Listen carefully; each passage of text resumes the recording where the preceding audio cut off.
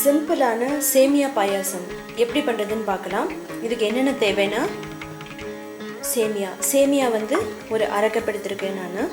Condensed milk, sweet condensed milk வந்து நான் வந்து 1/4 கப் எடுத்திருக்கேன். பால் 1 கப், சுகர் 1/4 கப்,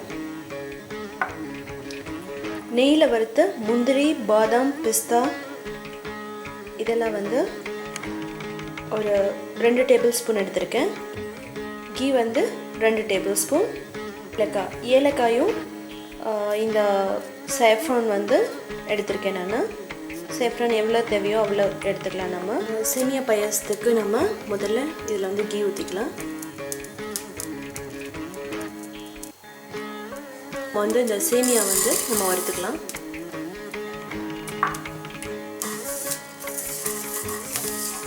சேமியா வந்து நல்லா வறுத்துக்கலாம். அப்போ தான் வந்து என்ன ஆகும் அப்படின்னா நல்லா கிறிஸ்பியாக இருக்கும், சீக்கிரமாகவும் வந்து நமக்கு வெந்துடும். சேமியா வந்து நல்லா வறுத்தாச்சு. இப்போ நம்ம என்ன பண்ணலாம் அப்படின்னா, இதில் வந்து நம்ம பால் ஊற்றிடலாம்.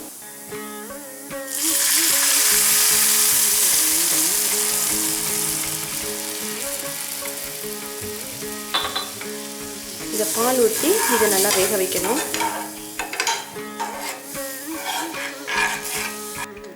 அதுக்குள்ளே வந்து வேகிறதுக்குள்ளே நம்ம என்ன பண்ணோம்னா, மிக்ஸி ஜாரில் சுகர், இந்த ஏலக்காய் இது ரெண்டும் போட்டு நம்ம அரைச்சிக்கலாம்.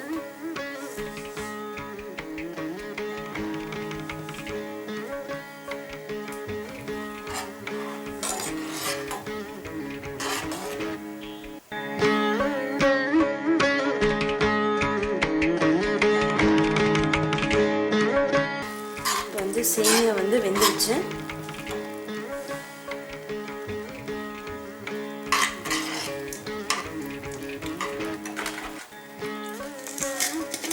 நம்ம சுகரை வந்து மிக்ஸ் பண்ணிடலாம்.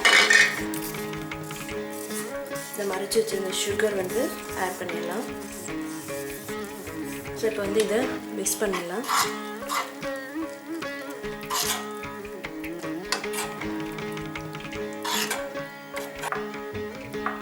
இப்போ சாஃப்ரான் வந்து போட்டுடலாம்.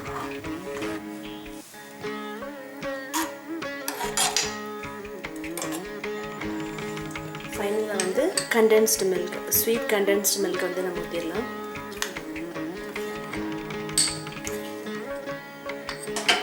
ஸோ இப்போ வந்து நமக்கு சேமியா பாயாசம் வந்து ரெடி ஆகிடுச்சு. நம்ம என்ன பண்ணலாம்னா, கடைசியில் வறுத்து வச்ச முந்திரி, பாதாம், பிஸ்தா இதெல்லாமே வந்து நம்ம போட்டுடலாம்.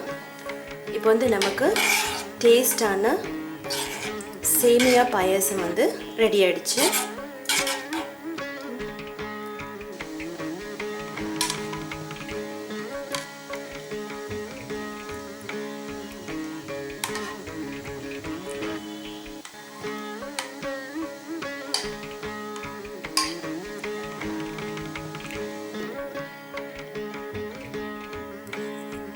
முந்திரி, பாதாம், பிஸ்தா இதெல்லாம் வந்து நம்ம